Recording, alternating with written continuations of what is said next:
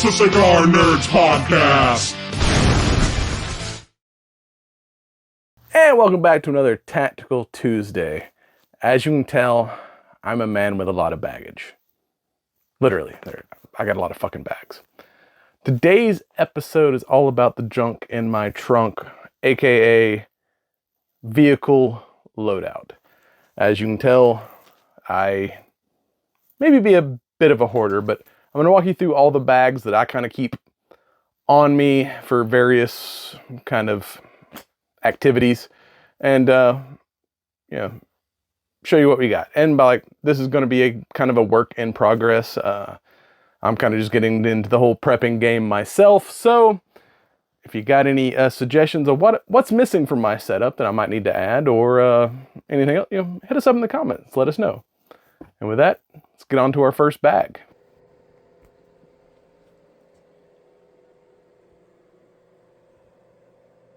All right, so our first up in my kind of vehicle setup is medical. Medical is probably one of the most important things. If you carry a gun and you know how to put holes in people, you should also know how to plug holes in people. But besides that, if you're driving around a lot, I'm more likely to need this coming across some kind of accident or, getting in an accident myself.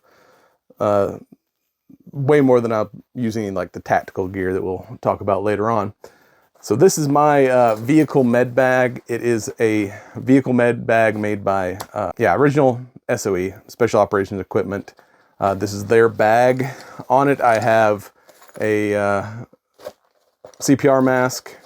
I got one of these Rescue Me tools, and this is usually inside the cab of the vehicle. I usually keep it strapped to like the passenger seat, but it's got a seatbelt cutter and a glass breaker. So if you need to be able to get out of your seatbelt or get someone else out of their seatbelt.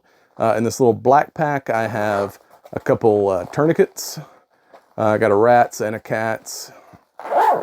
And in the main compartment, which this one kind of clamshells all the way open, I've got gauze, a couple different Israeli bandages, gloves, a couple of glow sticks here. So if it's dark and you don't have a flashlight, you can just kind of snap these so you can see what all's in your kit. So you need some H bandages. Like I said, a lot of just different. This is kind of more the trauma kit. And on the back side is this. They have like a big pocket on the back side too. In that, I've got my trauma shears and a couple of chest seals and some more gloves and an emergency blanket. So that is kind of the main medical pouch. And like I said, I keep this in the cab of the vehicle, like within arm's length. So if I'm in an accident or I come across an accident, I don't have to like dig through my car to find all my medical gear is right there on the passenger seat, good to go. All right, that brings us to kind of tier 2, bag 2. So this is kind of the next step up in my vehicle loadout. This is my EDC bag. With this, I kind of keep the more important stuff as far as things that I'm likely to need on a daily, weekly basis. Something a little bit more than like the deep end preparedness stuff.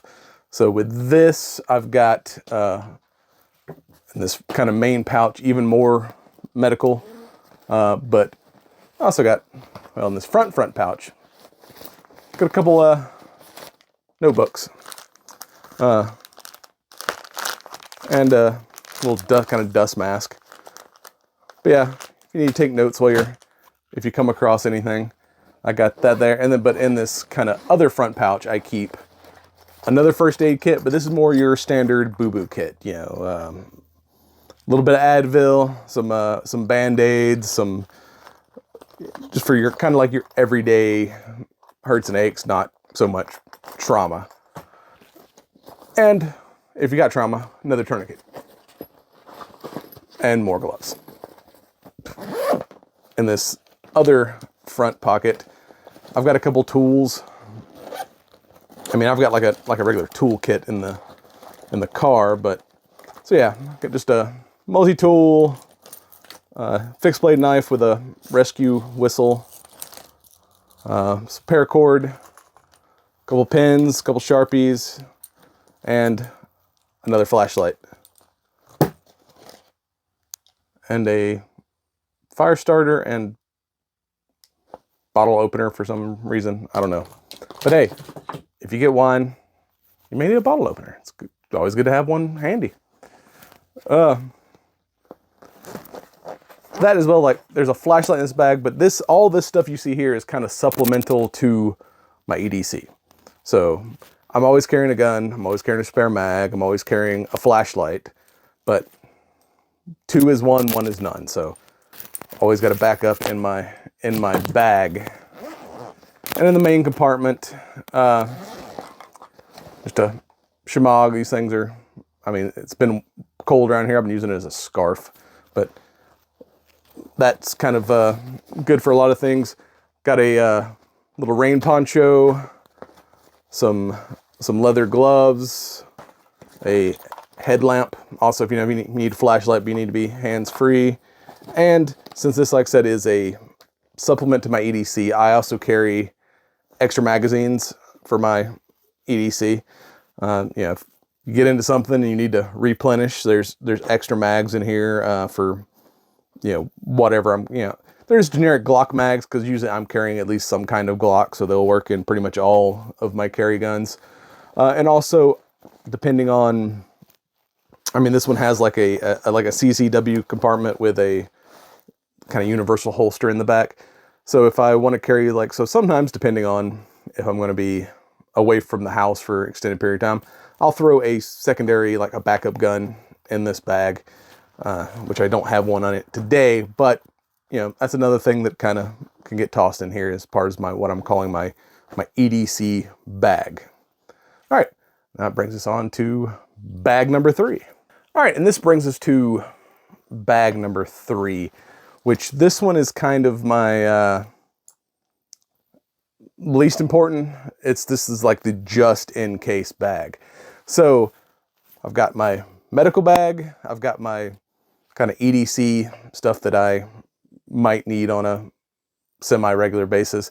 And this is shit that I probably don't need, but if I needed it, I would be glad I had it. So this right here kind of, and this is just an old, I think like Swiss Army laptop bag that I've had since college.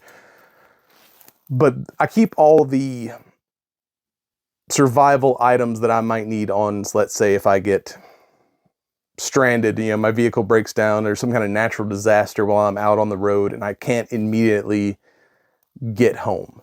So this is kind of my survive bag until I can get home. So it's got pretty much everything. And this one right here is the kind of work in progress.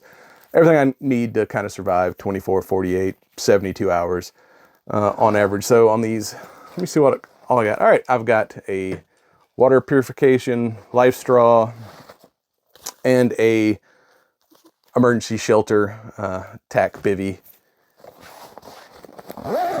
I've also got, which I think I took it out because I've got to go refill it, a metal water jug, and I change water in that, say like monthly. Also, it's also another fixed blade knife. This one's a Gerber. And here is a emergency flashlight. Doesn't take batteries. You just crank that up. Another knife. And another pen. In the front pocket, got another, this one's a quick clot trauma kit, which is basically just the quick clot powder, something quick and easy to use, which it's probably old as shit. That needs to be switched out for some new stuff. That looks like all I've got currently in there. All right. So I keep a change of clothes, just like some emergency underwear, socks, t-shirt, wool socks, because you never know, if you end up being stranded away from your house for several days, it's good to have a change of clothes, and that kind of, this is still like a wool shirt. It's more like a warm weather or cold weather gear. Need to switch that out for some summer stuff, once it gets a little, or say you're a guy who works in an office and you're wearing a suit and tie, and now disaster is struck and you've got to walk several miles to get home. It's going to be more comfortable in some kind of jeans and shirts than your suit. And to go with that, I also keep a spare set of boots in my car. So basically, as I buy new boots, like I transfer my previous boots to my car as my kind of emergency boots. Here is, I told you I had that water bottle that's not currently in my bag. This goes with the water bottle. It's just a little metal cup. And normally when it's in this bag, the water bottle can fit, down inside the cup. And, if you need to boil water, or, if you got some kind of like, cooking stuff you can do with this, it's nice to have a single wall metal cup. And like I said, this one came from a battle box shipment back in the day. Also have just an empty bag that I can put water in. Here's a little zip up waterproof case. I don't really have anything in it yet. So cordage is also an important thing. So I've got some 550 cord, just a multi-purpose bandana, deck of cards, if you get bored, emergency blanket, another notebook, and I think that's all I've currently gotten here. Some things that are missing that I've used up, or they expired and I just haven't replaced, is also some kind of like food, either protein bars. You can get these like emergency rations that have like enough, they're about the size of a brick, but they have enough calories for like 72 hours. Something simple that you don't have to cook, that you can kind of just gnaw on if you need to, if you need a quick bite to eat. Like my EDC bag, maybe throw some granola bars, something for like a quick snack if your blood sugar is getting low. But as far as if I'm pulling out this bag, that means some bad shit has happened. I'm gonna be stuck out in the middle of nowhere for 24, 48 hours. So I tend to use more kind of survival type food in here. But yeah, that stuff is expired and I need to replenish it all. And also, this bag's not full. There's plenty of room. So in a situation where I might have to abandon my vehicle and hike it through the woods to get home, I can dump some of the stuff from my med kit, some of the stuff from my EDC bag. If I don't need this stuff, I can leave it behind and just take my EDC bag. But if we're going to be in a situation where I want to have all this with me, I can kind of dump my stuff from my smaller bags into this bigger bag and carry it a lot easier. All right, and then that'll get us to our third bag. All right, yeah, and one more thing I forgot to mention was the inside pocket of this. This is where I keep my, I've got a compass, and I've got a couple different fire starting items, waterproof matches, just your good old fashioned striker magnesium bar, and these, I don't know, I got them in an old bottle box. They look like Noxie pads, but they're fire starter little pucks. So you just basically take one of them, light them, and it'll get the rest of your things started pretty easily. All right, and that brings us to our final bag. This is the Doomsday bag. This is like shit has hit the fan bag. This is my trunk gun. And there's some debate on what should be a trunk gun. Some people want something that's super small and compact, whereas they're like, I can move around in my vehicle with this.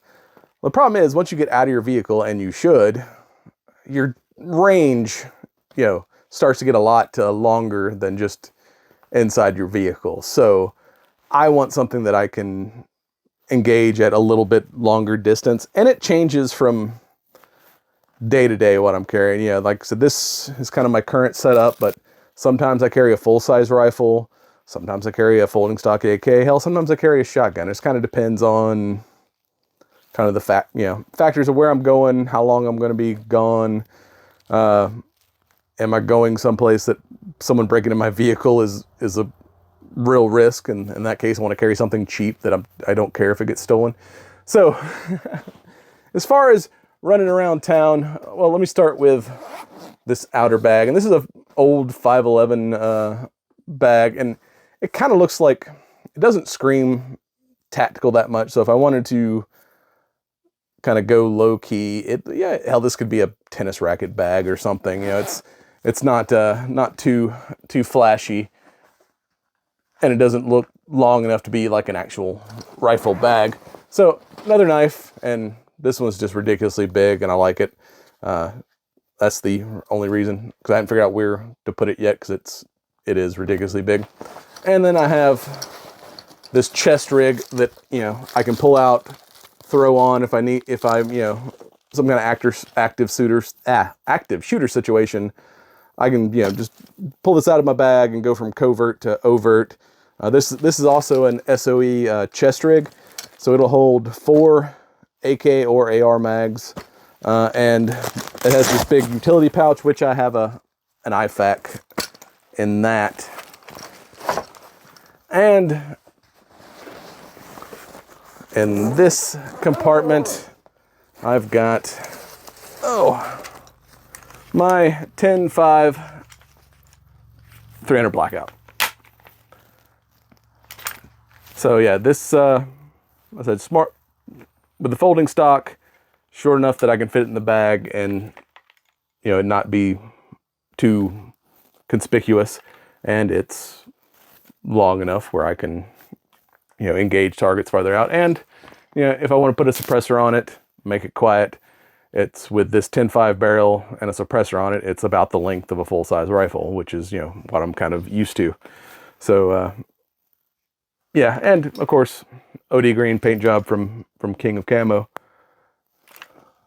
So yeah, that's all I got for you as far as kind of my vehicle loadout. And like I said, still a work in progress, and things change depending on where I'm going, how long I'm going to be there. Kind of your mission dictates your loadout. So the stuff I carry might not be the things you carry. I mean, I live out in the middle of nowhere, so me having to put down an animal or getting stuck away from the house because of like fallen trees in a storm is more likely than some kind of terrorist attack active shooter situation. If you live in a more urban environment, you might not need to reach out pretty far. You might like some kind of PC carbine or something like that would be good enough for like the ranges you would be engaging at an emergency. So everyone's vehicle loadout probably going to be a little bit different, and like I said, if you've got suggestions, what am I missing in my loadout? What's some things that you guys carry in yours that I haven't thought about? Hit me up in the comments, let me know. And with that, we'll be back next time. And you've been watching the Cigar Nerds podcast. Check us out on cigarnerdpodcast.com and on the ESO Network, esonetwork.com. And don't forget, smoke them if you got them. Like, comment, and subscribe.